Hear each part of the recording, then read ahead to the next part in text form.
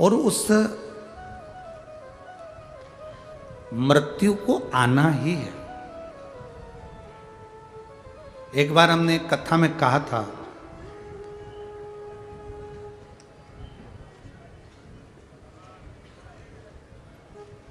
कोई भी रिजल्ट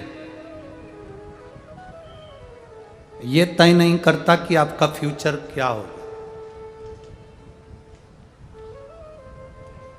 एक कथा में हमने कहा था कि कोई भी रिजल्ट कभी ये तय नहीं करेगा कि आपका फ्यूचर क्या होगा, आपका आने वाला समय कैसा होगा।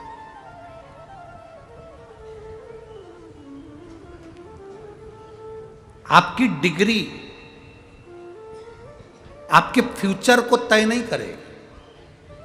कई लोग एमबीए करे होते हैं, कई लोग बीबीए करे होते हैं, कई लोग इंजीनियरिंग करे होते हैं, वो भी रोड पर घूम रहे होते हैं। तुम देखना आपके मोहल्ले में, आपके नगर में, गांव में, परिवार में, कुटुंब में, वो भी घूम रहे हैं। एमबीए कर लिया, बीबीए कर लिया, बीएससी कर लिया, एमएससी कर लिया, कंप्यूटर का कोर्स कर लिया, इसकी डिग्री ले ली, उसकी डिग्री ले ली, सबकी डिग्री इकट्ठी कर ली, तो भी सक्सेस नहीं हुए। सक्सेस कौन हो रहा है? डिग्री इकट्ठी करने से तुम्हारा आने वाला समय नहीं बदलेगा। तुम्हारी मेहनत, तुम्हारी लगन और तुम्हारा कर्म, मेहनत तुम्हारे आने वाले फ्यूचर को बदल सकता है। तुम मेहनत कितनी कर रहे हो, कर्म कैसा कर रहे हो, अपने काम के प्रति तुम जागरूक हो कि नहीं, अपने कर्म के प्रति तुम्हारी इच्छा है कि नहीं, तुम्हारी मेहनत कितनी है, तुम्हारी जागरूकता कितनी है। डिग्री तो मिल गई इंजीनियर की, डिग्री मिल गई एमबीए की, डिग्री मिल गई बीबीए की, डिग्री मिल गई एमएससी की, बीएससी की, कंप्यूटर की, लैपटॉप, जो तुम चलाते हो सबकी डिग्रियां तुम्हारे पास में, सबकी। इसके बाद भी तुम सक्सेस नहीं हो रहे, मतलब तुम्हारी मेहनत में कमी है। पढ़ाई तो करे हो पर मेहनत नहीं कर पा रहे। इतना मेहनत करिए। 2023 का कल 31 तारीख हो जाएगी, सुबह 8 बजे से 11 बजे तक कथा हो जाएगी।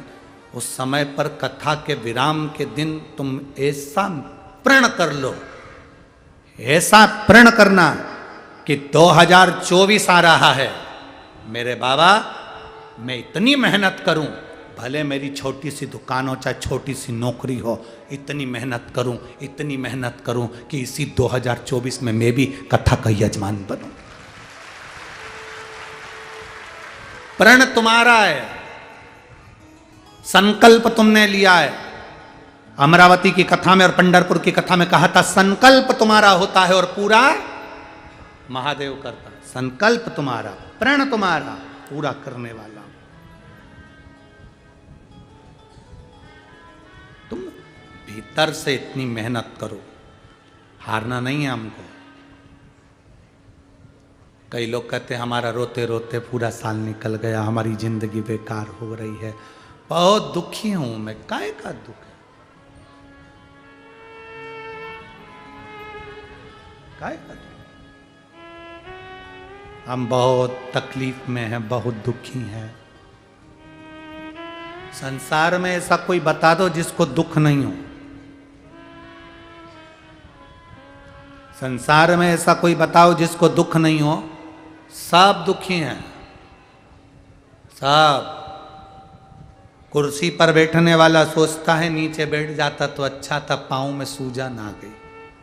नीचे बैठने वाला ऊपर बैठे हुए व्यक्ति को देखकर कहता है अच्छे से कुर्सी पर बैठ जाती तो अच्छा था, नीचे बैठ गई।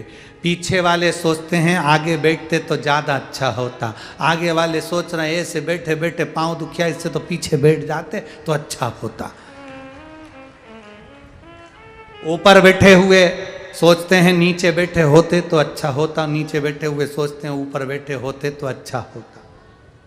हवाई जहाज में घूमने वाले ट्रेन को आनंद में समझते हैं, आनंद में ट्रेन वाले सोचते हैं हवाई जहाज में घूमते होते तो अच्छा होता। गाड़ी वाले सोचते हैं बस वाले सोचते हैं गाड़ी। जीवन में कोई सुखी नहीं है, केवल संसार में ये मन अगर आपका संतुष्ट है मन के अंदर संतुष्टि है तो दुनिया का सारा सुख तुम्हारा, सारा सुख तुम्हारा।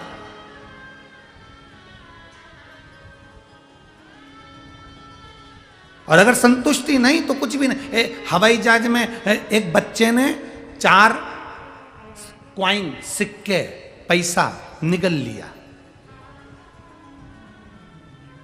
हवाई जहाज में एक बच्चे ने 4 सिक्के निकल लिए, पैसा निकल लिया। उसकी मां रोने लगी, चिल्लाने लगी, मेरे बच्चे ने सिक्का निकल लिया, मेरे बच्चे ने सिक्का निकल लिया, मेरे बच्चे ने क्वाइन निकल लिया, मेरे बच्चे ने पैसा निकल लिया। सब भागा दौड़ी हो गई हवाई जहाज के अंदर। एक लड़का उठा, उसने कहा हटो मैं सिक्के निकाल देता। उसने बच्चे को पीछे से 2 धरके दिया, टेढ़ा कर दिया, आड़ा कर दिया, उल्टा कर दिया, सीधा कर दिया, मुंह पे मारा, पीछे मारा, पीठ में मारा। थोड़ी देर बाद सिक्के, वाह, थोड़ी देर बाद पैसा, मुंह से बोलो तो सही। पैसा बाहर आया तो उसकी मां ने हाथ जोड़कर कहा भैया तुम डॉक्टर हो? कहा नहीं। फिर क्या हो?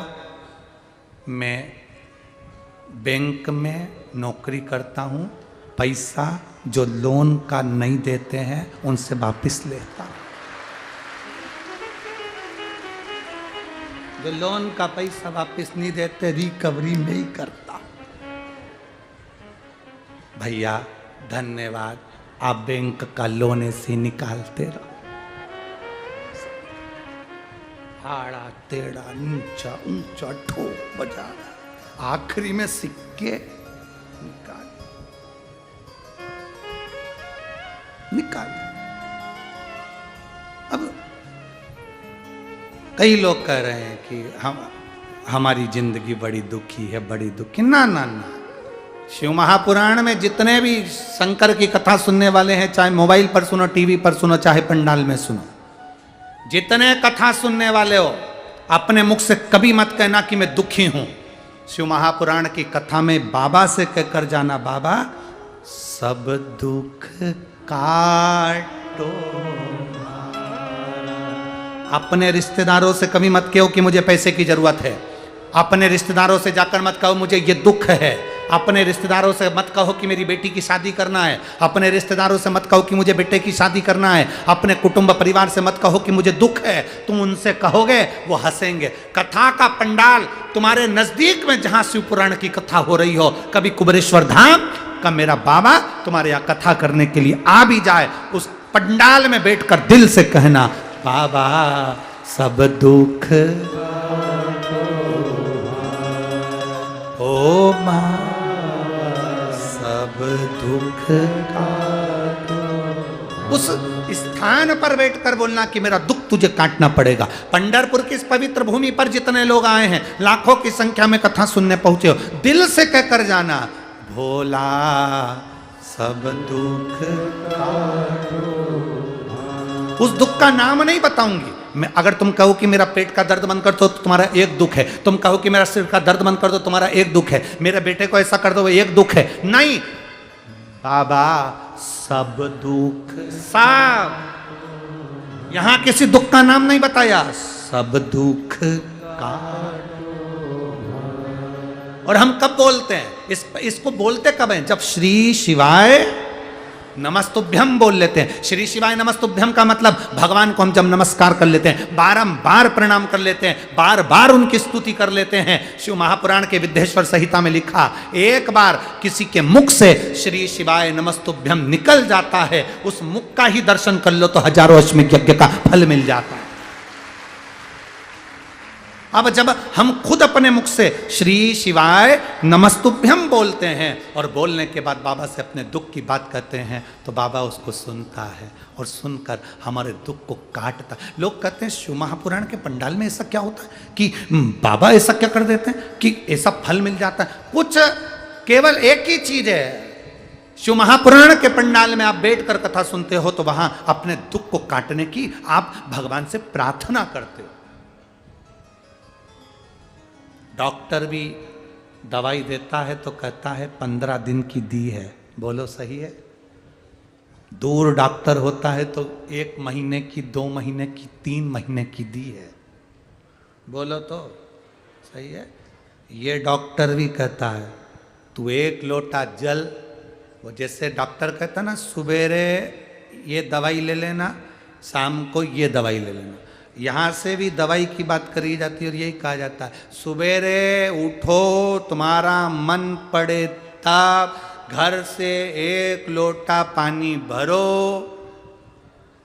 शिव जी के मंदिर जाओ, रोज सुबह जब 1 टाइम का डोज है लेते रहोगे तो कभी आंख में आंसू नहीं आएगा और तुम ठीक हो जाओगे। दुख